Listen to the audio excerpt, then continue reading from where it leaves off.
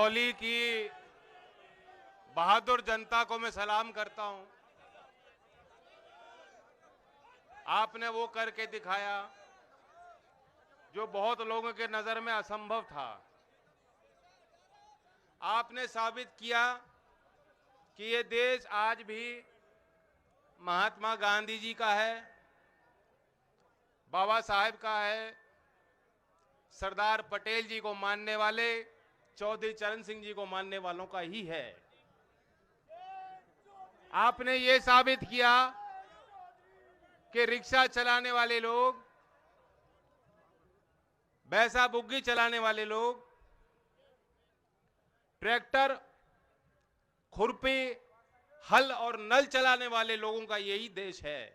ये देश हमारा है। आप इस देश के मालिक हो और जब आप तय कर दोगे तो आपके फैसले के आगे कोई ताकत नहीं बचती। इन्होंने आज के भाईचारा जिंदाबाद कार्यक्रम को लेकर भी इनको कुछ दिक्कत थी। सुनने में तो आया, रोकने की भी कोशिश की। सरकार के ये लोग अभी तक आपको समझ ही नहीं पाए। आप हमें छेड़ो मत, हो सकता खुद ही रुक जाए, और टोकोगे रोकोगे तो किसी के रुकने से ना रुकें। जैसे मदन ने कहा, बात अंगारे की कौन ख्याल रखेगा, बात तो चिंगारी की है। वो चिंगारी जिंदा है।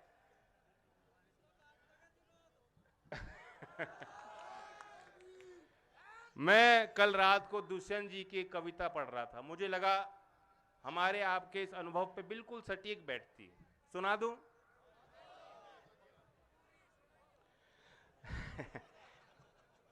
फिर धीरे धीरे यहां का मौसम बदलने लगा है। वातावरण सो रहा था, अब आंख मलने लगा है। हमको पता भी नहीं था वो आग ठंडी पड़ी थी जिस आग पर आज पानी से ऐसा उबलने लगा है। जो आदमी मर चुके थे मौजूद हैं इस सभा में। हर एक सच कल्पना से आगे निकलने लगा है। ये घोषणा हो चुकी है, मेला लगेगा यहाँ पर। हर आदमी घर पहुंचकर कपड़े बदलने लगा है। बातें बहुत हो रही हैं मारे तुम्हारे विषय में। जो रास्तों में खड़ा था पर्वत पिघलने लगा है।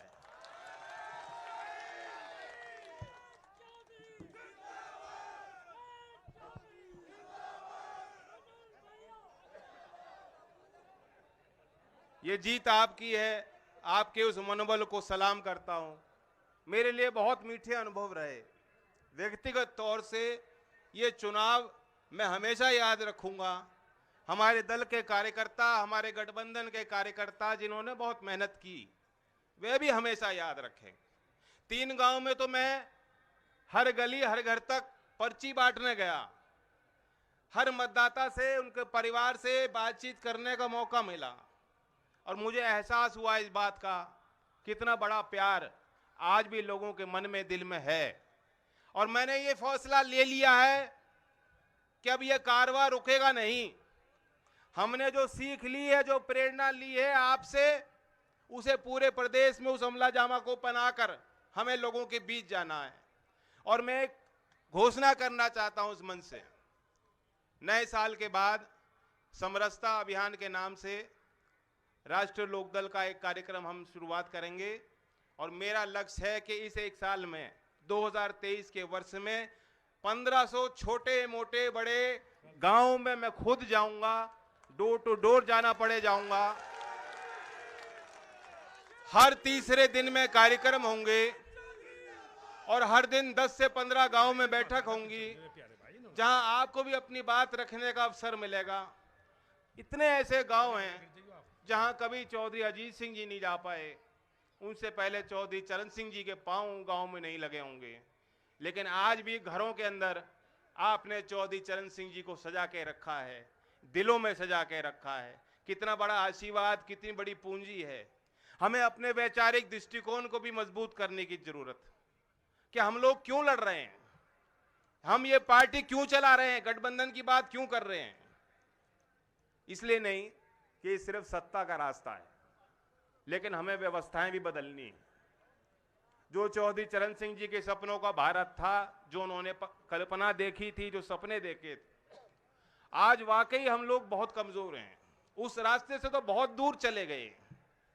ये देश में किसानों की हालत, किसानों की दुर्दशा किसी से छुपी नहीं है। उत्तर प्रदेश में इन्होंने 2019 के बाद आंकड़े छापने बंद कर दिए, लेकिन जो सरकारी एनएसओ की आखिरी रिपोर्ट थी उसके अनुसार उत्तर प्रदेश के औसतन किसान परिवार की सालाना इनकम आय 8,061 रुपए, 8,061 रुपए मासिक आय है। माफ कीजिएगा, साधारण सामान्य किसान परिवार की, एक आदमी के नहीं, पूरे परिवार की। अब 8,000 रुपए में कैसे वो गुजारा कर रहा है, कैसे खर्चे कैसे मीट कर पा रहा है। और ये तो आपकी रोज की जिंदगी है। 5,000, 6,000, 7,000 रुपए के लिए ये सरकार के दलाल आपके दरवाजे पे वसूलने को तो आ जाते हैं, लेकिन जो आपका ड्यू है, जो आपका भुगतान समय पर होना चाहिए, अभी तक भी सरकार गन्ने का भाव खोलने को तैयार नहीं है। लेकिन आपने इनके सरकारी पजामे का नाड़ा खोल दिया।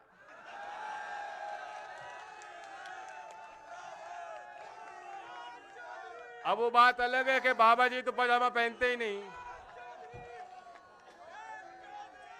आपने पोल खोल दी है। सब लोग समझ चुके हैं, दूर तक समझ चुके हैं, किसान समझ चुका है। 5 साल में 35 रुपए बढ़ाने वाली सरकार कतई भी गन्ने का अच्छा भाव किसानों को, आप 25 मान लो, अच्छा भाव बढ़ा के देना नहीं चाहती। इनकी मंशा साफ हो गई। तो आप गांठ बांध लो। खतौली में तो ऐसा मौका आपको मिला है जो दूसरे क्षेत्र में जनता को नहीं मिला।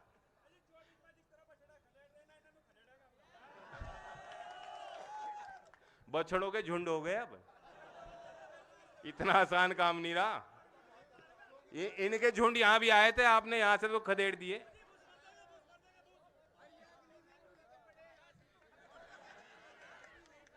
अब ये आप देखिए कि चाइना के साथ चाइना का घुसपैठ बढ़ रहा है।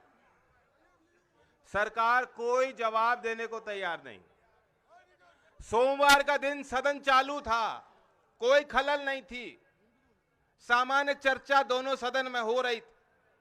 मैं भी राज्यसभा में बैठा था, हम लोगों को जानकारी नहीं थी, लेकिन मीडिया वालों ने जब बताया कि इस तरह से हमले हो रहे हैं, मुकाबला हमारे सैनिक कर रहे हैं, सरकार की जिम्मेदारी बनती थी कि जब सदन का सत्र चालू था तो देश की उस पंचायत में, उस पवित्र जगह पे, उस सदन में उनको जवाब देना चाहिए था। पहले जानकारी सदन को मिलनी चाहिए।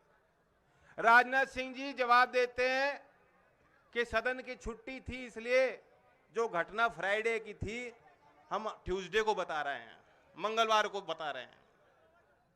ये कोई बहाना नहीं। हम देश की सुरक्षा के साथ कोई समझौता नहीं कर सकते। हमारे बच्चे वहां तैनात हैं।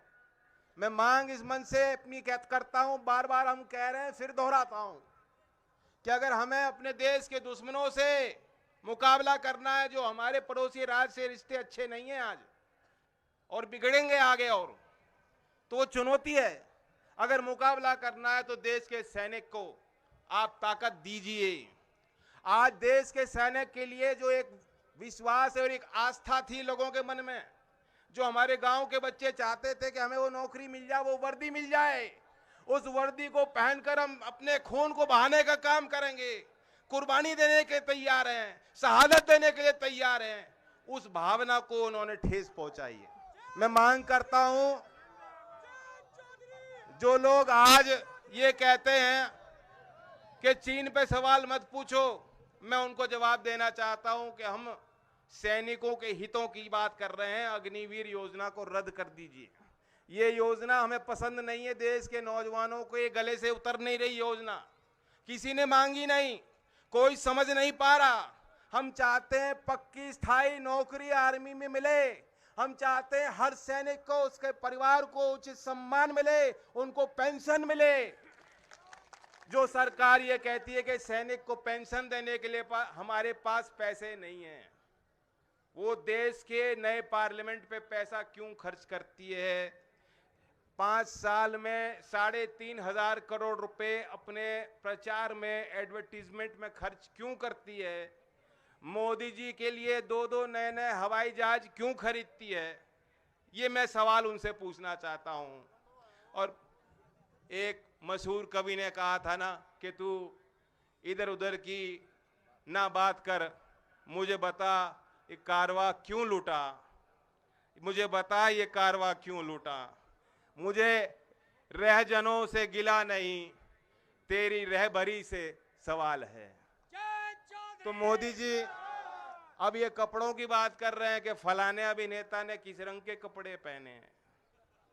लानत है, ये दरवाजे पर चटकनी लगा के अकेले जब कमरे में होते हैं कैसी तस्वीर देखते हैं, पता लग गया देश को।